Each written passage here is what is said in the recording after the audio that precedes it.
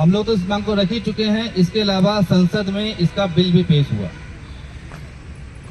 2 जुलाई 2019 माननीय सांसद राजेश सिन्हा जो बिहार से हैं, इन्होंने संसद में बिल पेश किया कि 2 चाइल्ड पॉलिसी देश में लागू हो और 2 से अधिक बच्चे पैदा करने वालों पर दंडात्मक कार्यवाही हो। उस बिल को हमारी सरकार ने 3 साल तक दबा के रखा, उस पर कोई चर्चा ही नहीं।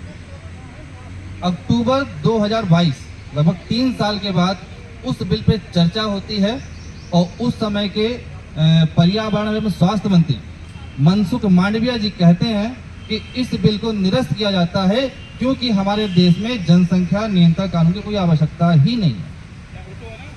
ये बहुत ही दुखद दुर्भाग्यपूर्ण है और सबसे ज्यादा दुखद ये है कि हम लोगों ने उसका विरोध नहीं किया। क्यों नहीं आवश्यकता है जनसंख्या नियंत्रण कानून की? 4% पानी है दुनिया का हमारे देश में, 2.5% 2.4% भूमि है पूरी दुनिया की और जनसंख्या है 19%। तो क्यों नहीं आवश्यकता है? हिंदुओं की जो जन्म दर है वो भारत में 1.9% है, यानी कि एक जोड़ा हिंदू केवल 1.9, यानी कि उसकी जनसंख्या बराबर भी नहीं जा रही है, उसकी जनसंख्या लगातार कम हो रही है। 1.9% जन्म दर है। मुसलमानों की जन्म दर लगभग 4% है, उनकी आबादी लगभग डबल हो रही है, हर 25 साल में उनकी आबादी डबल हो रही है। तो ऐसे में आने वाले बस 15 या 20 साल हम लोगों के पास में हैं, उसके बाद इस तरह के आंदोलन करने की काबिल ही हम लोग नहीं रहेंगे, ना ही आवाज उठाने के काबिल रहेंगे। दूसरी बात हमने कही, न्यायालयों की समय सीमा तय होनी चाहिए। इस समय जो पहलगांव चल रहा है, पहलगांव में जिस प्रकार से अटैक हुआ, उसके बाद हमने देखा कि कुछ कार्रवाई हुई जो यहाँ पर घुसपैठिए बसे हुए थे पाकिस्तान की ओर। उनमें हमने देखा कोई 40 साल से रेशमा बसी हुई हैं, उनके 8 बच्चे हैं, कोई नरगिस बची हुई हैं 12 बच्चे, उनके नाती पोते मिला के 50 हो गए हैं। क्यों है ऐसा? ऐसा नहीं कि उन पे कभी कोई कार्रवाई नहीं हुई, किसने ध्यान दिया गया, उन पे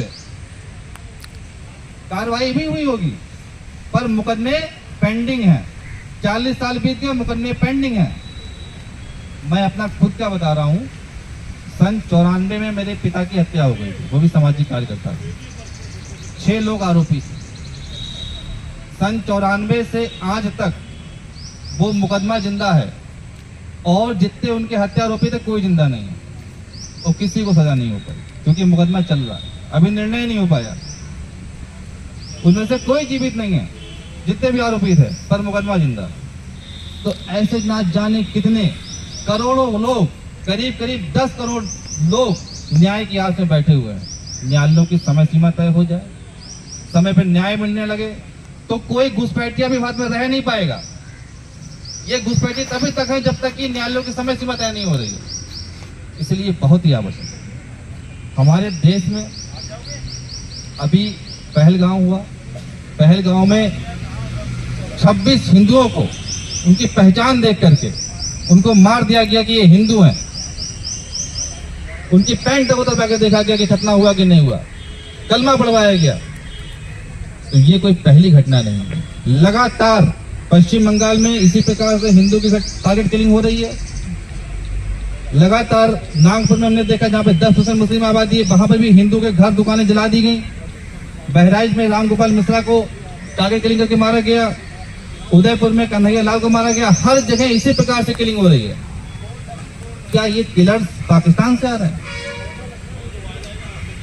पहलगांव का मान लिया जाए कि 2-3 लोग पाकिस्तान से आए, बाकी सब जगह पाकिस्तान से आ रहे हैं क्या? ये समस्या पाकिस्तान की नहीं है, ये समस्या भारत की है। भारत में जिहादी इतने हावी हो चुके हैं कि वे जगह जगह हिंदुओं की टारगेट किलिंग कर रहे हैं। पाकिस्तान पे 2-4 रॉकेट लगने से कुछ भी भला होने वाला नहीं है। इससे पहले भी सर्जिकल स्ट्राइक हो चुकी है, बालाकोट स्ट्राइक हो चुकी है, 98-99 में युद्ध हो चुका है, 71 में युद्ध हो चुका है पाकिस्तान से, 65 में युद्ध हो चुका है, 48 में युद्ध हो चुका है। हर बार पाकिस्तान हारा है, पर आतंकवाद कभी खत्म नहीं हुआ, ना कभी खत्म होगा।